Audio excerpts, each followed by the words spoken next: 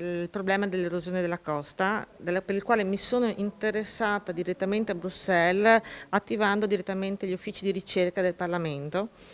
e per avere una visione completa di quella che è l'intenzione dell'Europa in merito.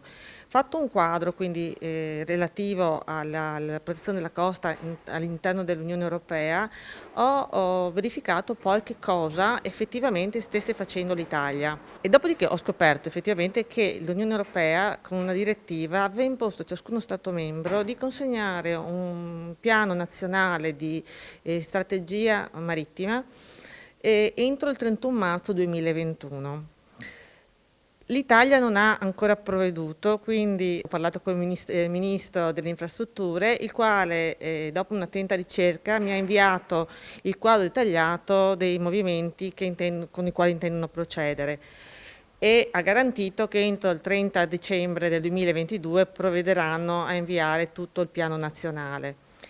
Detto questo, io sono convinta che si possa in qualche modo, ottenuta questa relazione, lavorare con una squadra completa con la quale, dove fanno parte assolutamente le categorie, la Regione Veneto, l'Europa e ovviamente il Governo, per fare una tavola rotonda con la quale poi poter raggiungere degli obiettivi che possono essere prospettive a lungo termine, quindi soluzioni non definitive, perché sappiamo che è impossibile quando si parla di cambiamenti climatici e di ambiente, ma una prospettiva, una soluzione che possa durare più di un anno, semplicemente di un anno.